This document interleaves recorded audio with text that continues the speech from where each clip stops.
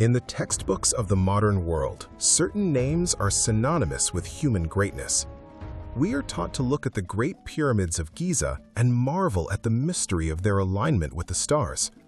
We are told to study the Great Wall of China and respect the thousands of years of labor it took to protect a civilization. These are the wonders of the world, the structures that define our species. But what if I told you that for over 1,000 years, a secret has been hiding in plain sight? What if I told you that the largest man-made earthwork on the entire planet was not built in Asia, and it was not built in Egypt? Hidden beneath the roots of towering tropical trees, covered by the thick, humidity-soaked layers of the West African rainforest, lies a structure so massive it defies the imagination. It is a structure that history tried to delete. This is the Benin Moat, or as the local people call it, the Iya. It is not just a single wall, it is a staggering high-tech network of over 500 interconnected settlement boundaries that guarded the heart of the Benin Empire.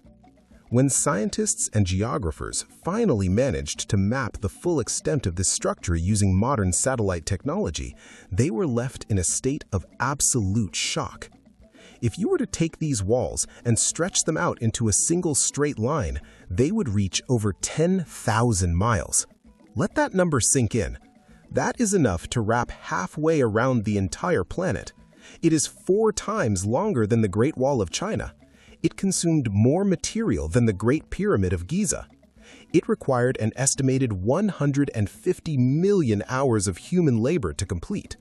Yet, for over a century, the world was led to believe that this region was home only to primitive tribes and untamed wilderness. How could a civilization build something this large without the world knowing? How did they manage to move millions of tons of earth without the wheel, without steam power, and without the help of modern machinery? And perhaps the most shocking question of all, why was a structure this massive hidden from your history books for so long? Today, we are launching a new investigative series to uncover the truth. To understand the genius of the Benin walls, we must first understand the environment they were built in. Unlike the Great Wall of China, which was built largely over open, dry terrain, the walls of Benin were carved directly out of one of the densest rainforests on Earth. This wasn't just construction, it was a war against nature itself. The walls were not just simple piles of dirt, they were a sophisticated system of high ramparts and deep moats. In many sections, the trench, the moat itself, was dug over 60 feet deep. That is the height of a 6-story building, straight down into the red clay. The earth that was excavated from these massive trenches was then used to build towering walls on the inner side of the moat. Imagine the logistics of such a project. According to historians and engineers, this construction was likely the most labor-intensive project in the history of the human race before the Industrial Age. It required the movement of roughly 62 million cubic meters of earth. To put that in perspective, that is enough dirt to build a wall 2 meters high and 1 meter thick that circles the entire globe. It is 4 times longer than the Great Wall of China. It consumed more material than the Great Pyramid of Giza. It required an estimated 150 million hours of human labor to complete. Yet, for over a century, the world was led to believe that this region was home only to primitive tribes and untamed wilderness. How could a civilization build something this large without the world knowing? How did they manage to move millions of tons of earth without the wheel, without steam power, and without the help of modern machinery? And perhaps the most shocking question of all, why was a structure this massive hidden from your history books for so long? Today, we are launching a new investigative series to uncover the truth. But the most shocking part of the Benin walls isn't just their size, it's the intelligence built into their design. For a long time, Western archaeologists tried to claim that these walls were random, built sporadically to keep out wild animals or small raiding parties. But in the late 20th century, a mathematician and scientist named Ron Eglash decided to look at the city from a different perspective. He used computer modeling to map the layout of the 10,000-mile network, and what he found changed the world of archaeology forever. The city was not built in squares or circles. It was built using a high-level mathematical concept known as fractals. For those who don't know, a fractal is a complex geometric shape that looks the same at every scale. You see them in nature, in the way a snowflake forms, in the way a river branches out, or in the way a single leaf mimics the shape of the entire tree. It is the mathematics of chaos and nature. But here is the shock. Western mathematicians didn't even discover or name fractals until 1975. Yet, more than 800 years ago, the architects of Benin were using fractal logic to plan their entire civilization. They designed the walls so that the royal palace was at the center, and every subsequent ring of walls and houses repeated the pattern of the center. This wasn't just for looks, it was a highly advanced way of organizing a society. It allowed for perfect communication, efficient trade routes, and a defensive system that was impossible to penetrate. By using fractals, they created a self-similar city that could grow infinitely without ever losing its balance. This wasn't a city built by primitive people. This was a city built by mathematicians who understood the secrets of the universe 5 centuries before the rest of the world caught up. How did they master a form of calculus that wouldn't be written in European books until the 1900s? The answer to that question reveals a level of African science that has been systematically erased from our memory. To build a 10,000-mile wall in a rainforest, you don't just need math, you need a deep understanding of physics and geology. The soil in West Africa is rich in iron and aluminum, a type of earth called laterite.